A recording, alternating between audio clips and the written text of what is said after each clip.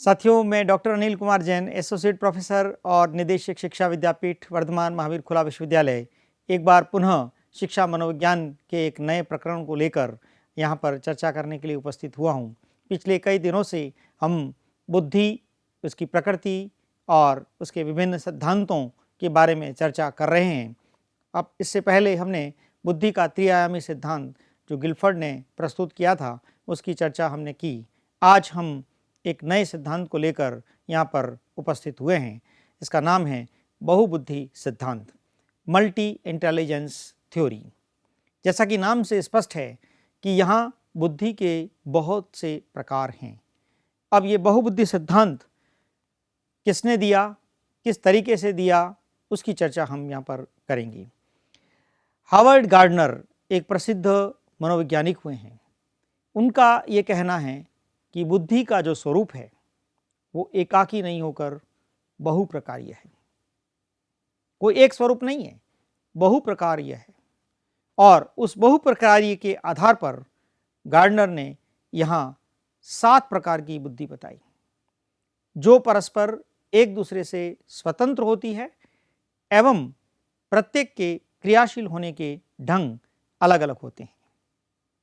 यानी कि 7 जो प्रकार हैं, जो 7 प्रकार अपने आप में स्वतंत्र हैं। ऐसा नहीं है कि इसका इससे संबंध है, इसका इससे संबंध है या इसका इससे संबंध है। 7 स्वतंत्र रूप से कार्य करते हैं, प्रत्येक के क्रियाशील होने का ढंग भी अलग अलग है। ये 7 प्रकार क्या हैं, गार्डनर ने अपने अनुसंधान के द्वारा दुनिया के सामने ये रखा। जब इस सिद्धांत को हम समझें तो आप जहन में अपने आप को लाइए, जहन में अपने आस पड़ोस के लोगों को लाइए, जहन में समाज के उन व्यक्तियों को लाइए जिनसे आप रूबरू होते हैं, चर्चा करते हैं, बातचीत करते हैं, और आप पाएंगे कि कहीं न कहीं कोई न कोई इंसान इन 7 प्रकार में से किसी एक प्रकार की बुद्धि को रखता है या एक से अधिक प्रकार की बुद्धि को रखता है। तो निश्चित रूप से मानव को पृष्ठभूमि में रखते हुए अगर इस सिद्धांत को समझने का प्रयास करेंगे तो सिद्धांत बड़ा आसानी से हमको समझ में आएगा। पहले देखते हैं ये 7 प्रकार क्या हैं और इन 7 प्रकार को गार्डनर ने किस प्रकार समझाने का प्रयास किया, उसको भी हम उदाहरण के माध्यम से समझने का प्रयास करते हैं। दोस्तों, 7 प्रकार गार्डनर ने जो दिए: भाषाई बुद्धि, लिंग्विस्टिक इंटेलिजेंस, तार्किक गणितीय बुद्धि, लॉजिकल मैथमेटिकल इंटेलिजेंस, स्थानिक बुद्धि, स्पेशियल SPATIAL। हाँ, मैं क्यों बोल रहा हूँ स्पेलिंग, एक होता है SPECIAL विशिष्ट, यहाँ विशिष्ट से मतलब नहीं है, यहाँ T silent, SPATIAL spatial intelligence, स्थानिक बुद्धि, शरीर गति की बुद्धि, बॉडी काइनेटिक इंटेलिजेंस, संगीत बुद्धि, म्यूजिक इंटेलिजेंस, वैयक्तिक आत्मबुद्धि, इंडिविजुअल सेल्फ इंटेलिजेंस, और वैयक्तिक अन्य बुद्धि, इंडिविजुअल अदर्स इंटेलिजेंस। कितने हुए? 1 2 3 4 5 6 और 7। 7 प्रकार अपने आप में स्वतंत्र हैं। कार्य करने का 7 का अपना अपना तरीका है, अपनी अपनी प्रकृति है। एक का दूसरे से कोई संबंध नहीं, एक का दूसरे पर कोई प्रभाव नहीं। 7 प्रकार स्वतंत्र रूप से कार्य करते हैं। 7 एक ही मनुष्य में हो कोई आवश्यक नहीं, 7 किसी मनुष्य में नहीं हो ये भी जरूरी नहीं। इन 7 में से कोई एक प्रकार अवश्य होगा। सामान्य बुद्धि हर मनुष्य में अवश्य होती है। सामान्य बुद्धि में से कोई एक प्रकार की ये बुद्धि कार्य अवश्य करेगी, नहीं तो मनुष्य का बुद्धि का संचालन हो ही नहीं सकता। इसलिए यहाँ पर गार्डनर कहते हैं 7 प्रकार को समझें, मनुष्य की प्रकृति, कार्य करने की शैली को समझते हुए अगर समझने का प्रयास करें तो निश्चित रूप से हम अपने में, दूसरों में इस प्रकार की बुद्धि के किसी एक प्रकार या एक से अधिक प्रकार को निश्चित रूप से पाएंगे। देखिए 7 प्रकार किस तरह से कार्य करते हैं। पहला प्रकार, भाषाई बुद्धि। भाषाई बुद्धि से तात्पर्य शब्दों व वाक्यों की बोध क्षमता से है। उदाहरण से समझते हैं। शब्दों व वाक्यों की बोध क्षमता, भाषा का तत्व हर मनुष्य में है। जन्म लेते ही संकेतों के माध्यम से सीखता है, माता से वो सीखता है, आस पड़ोस में शब्दों का वह श्रवण करता है, सुनता है, सुनकर शब्दों को क्रियान्विति के रूप में देख के समझने का प्रयास करता है। शब्द भंडार वहीं से आरंभ हो गया। जब बोलना आरंभ करता है, वाक्यों का विन्यास करना आरंभ कर दिया, अभिव्यक्ति आरंभ कर दी। बताइए, किसी एक औपचारिक विद्यालय में नहीं गया, लेकिन भाषा का आरंभ तो हो ही गया। तो भाषा का तत्व तो ईश्वर ने मनुष्य की बुद्धि में दिया है, और मनुष्य को बुद्धि जन्म से मिली है, इसलिए भाषाई तत्व तो हम सब में हैं। तो फिर भाषाई बुद्धि का प्रकार बताने की आवश्यकता क्यों पड़ी? समझने का कोशिश कीजिए। आप अध्यापक हैं, आपकी कक्षा का, छठी कक्षा का एक बालक प्रार्थना सभा में किसी एक प्रकरण पर धारा प्रवाह अपनी बात रखता है। एक छोटा सा विषय उसको दिया, लेकिन नाना प्रकार के शब्दों का संयोजन, दृष्टांत, कथन, वक्तव्य इतना धारा प्रवाह हमारे सामने प्रकट करता है कि हम अचंभित हो जाते हैं। हम उसका प्रशंसा करने से रोक नहीं पाते अपने आप को। वो कौन सा तत्व उसमें है? यही विषय वस्तु किसी दूसरे बालक को दे दो, वह अपनी अभिव्यक्ति उस तरह से नहीं कर पा रहा है, एक कर पा रहा है। क्यों? क्योंकि उसकी बुद्धि में वो भाषा का तत्व, वो शब्द भंडार का तत्व, शब्दों के संयोजन का तत्व, शब्दों की अभिव्यक्ति का तत्व दूसरे की तुलना में ज़्यादा है। इसलिए यह मनुष्य, यह बालक, यह व्यक्ति भाषाई बुद्धि की दृष्टि से समृद्ध व्यक्ति माना जाएगा। एक प्रकार, एक मनुष्य सब में हो आवश्यक नहीं। जिसमें ये तत्व ज़्यादा है वह भाषाई बुद्धि वाला मनुष्य माना जाएगा। इन 7 प्रकार में से कोई एक प्रकार उसका उतना हावी हो जाता है कि हम दुनिया में दूसरे लोगों को वो दूसरे तत्व दिखाई नहीं पड़ते। आवश्यक नहीं कि दूसरे तत्व उसमें नहीं है, ये भी हैं, लेकिन ये तत्व इतना समृद्ध है कि मनुष्य उसकी उसी रूप में जाना जाता है कि अरे साहब, फला व्यक्ति की क्या बात करें, वो तो इतना धारा प्रवाह बोलते हैं, इतना अच्छा समझाते हैं कि कोई सानी नहीं। कैसे? भाषाई बुद्धि से। उनके पास वो भाषा का तत्व है। गार्डनर ने कितना सुंदर बुद्धि को प्रस्तुत करने का प्रयास किया है। दूसरा, तार्किक गणितीय बुद्धि। तार्किक गणिती से मतलब यह है कि वो गणित में इंटेलिजेंट है, ये मतलब नहीं है। यहां पर है लॉजिकल मैथमेटिकल, यानी कि तर्क करने की क्षमता एवं अंकों के बोध आदि से है। थर्स्टन कैली ने नंबर का तत्व दिया था ना, 7 प्राथमिक प्रतिकारक दिए, उसमें पहला प्रतिकारक अंक था, नंबर था।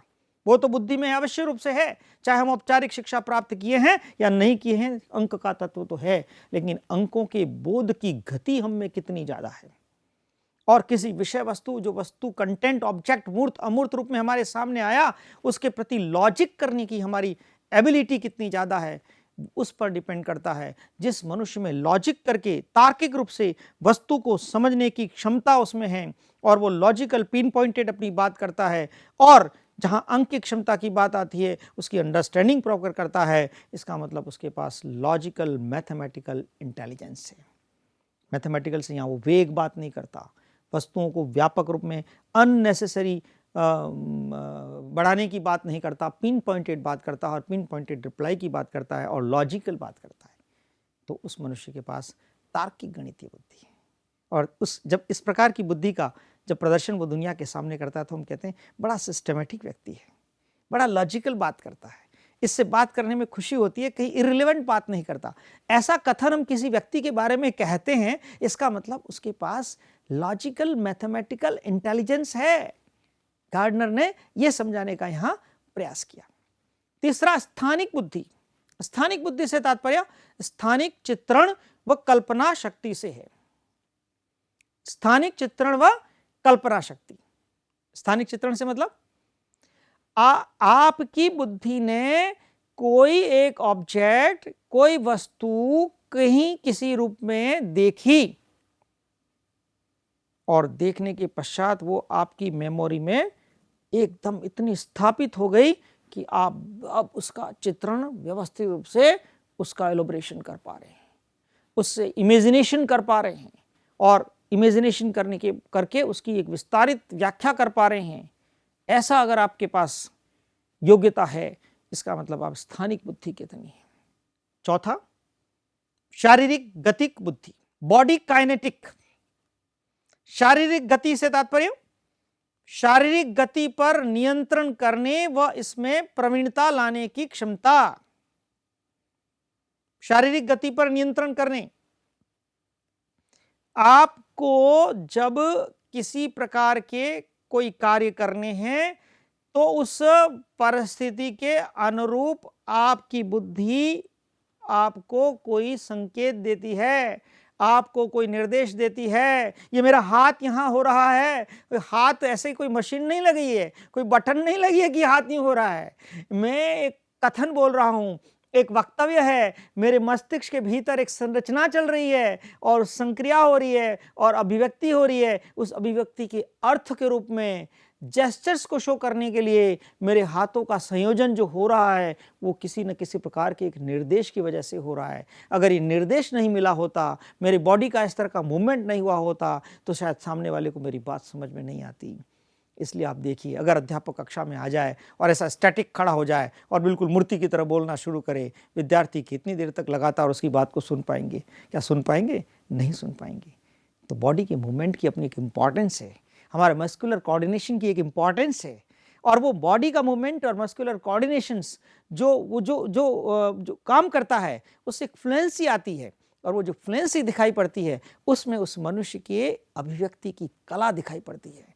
इसलिए और जैसा हमें एक ये कह सकते हैं कि बॉडी के अंदर रिदम चाहिए, बॉडी के अंदर एक्टिवनेस चाहिए, वो एक्टिवनेस उस बुद्धि के द्वारा संचालित होती है। इवन उसमें रोल है मस्कुलर कोऑर्डिनेशन का, लेकिन बुद्धि के निर्देश के बिना वो मस्कुलर कोऑर्डिनेशन भी नहीं हो सकता।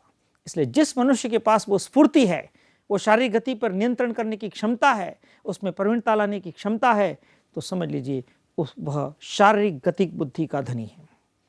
और मनुष्य को स्फूर्ति दिखानी है, अपने व्यक्तित्व को एक स्फूर्तिवान दिखाना है, तो उसके पास शारीरिक गतिक बुद्धि का होना भी आवश्यक है।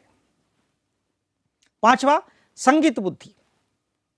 संगीत बुद्धि का मतलब यानी कि आप बहुत बड़े संगीतकार बन जाओ।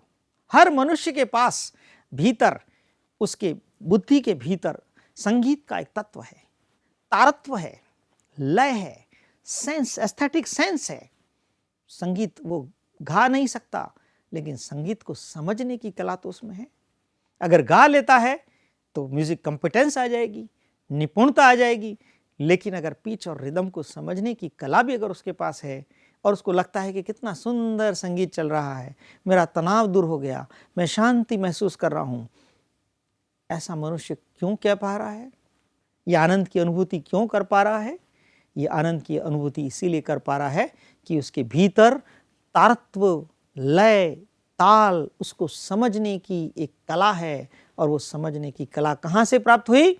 वो संगीत बुद्धि के माध्यम से प्राप्त हुई। तो जिस मनुष्य के पास ये क्षमता है, समझ लीजिए उसके पास संगीत बुद्धि की सामर्थ्यता है। इस तरह से गार्डनर ने पांचवा प्रकार बताया, संगीत बुद्धि। छठा प्रकार, वैयक्तिक आत्मा, इंडिविजुअल सेल्फ।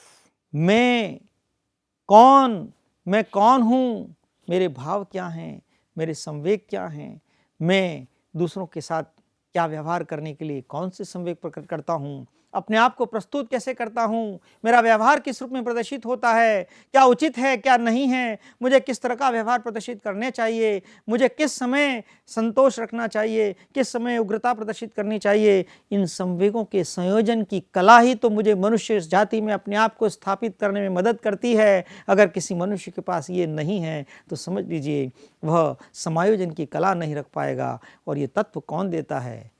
वैयक्तिक आत्मबुद्धि देती है। तो गार्डनर कहते हैं कि हर मनुष्य के पास ये छठे प्रकार की जो बुद्धि है, वैयक्तिक आत्मबुद्धि। और गार्डनर साथ ही कहते हैं कि नहीं, इससे अकेले से काम नहीं चलेगा। अगर उसको अपने आप को स्थापित करना है समाज में, तो सातवां प्रकार एक और है, वैयक्तिक अन्य। वैयक्तिक अन्य बुद्धि, individual others intelligence. Individual other intelligence से तात्पर्य अन्य व्यक्तियों की इच्छा, अपेक्षा, आवश्यकता आदि को समझना तथा दूसरों के व्यवहार का पूर्व कथन करने की क्षमता।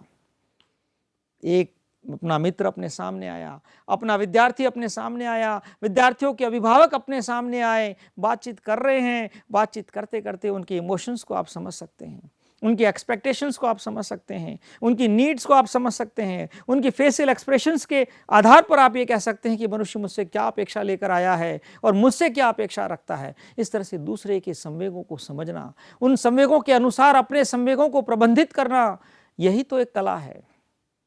और अगर मैं दूसरों को समझ सका, खुद को तो समझ गया, दूसरों को भी समझ सका, सोने पे सुहागा।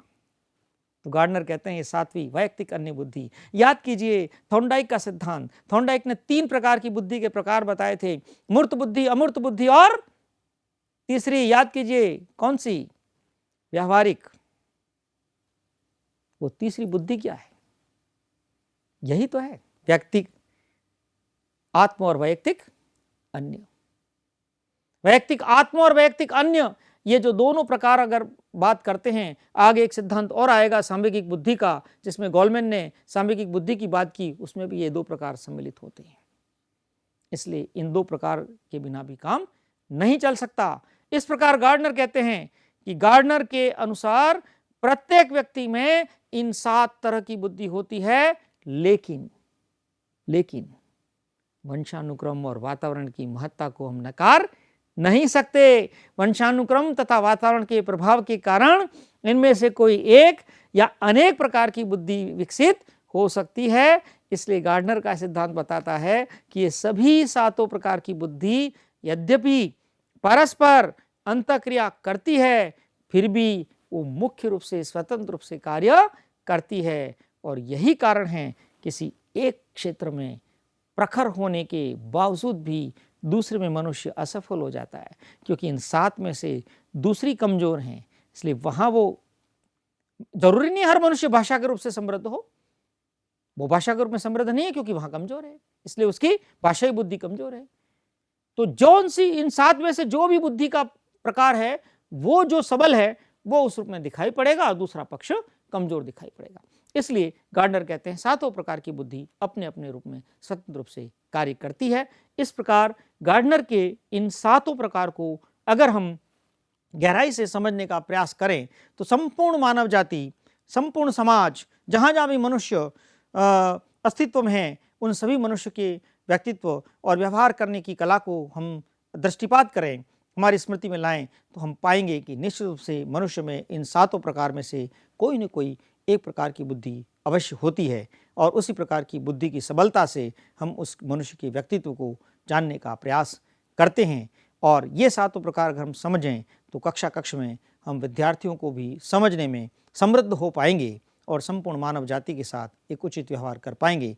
उसी अपेक्षा के साथ आज हमने इस सिद्धांत को, गार्डनर के इस सिद्धांत को, बहुबुद्धि सिद्धांत को समझने का प्रयास किया है।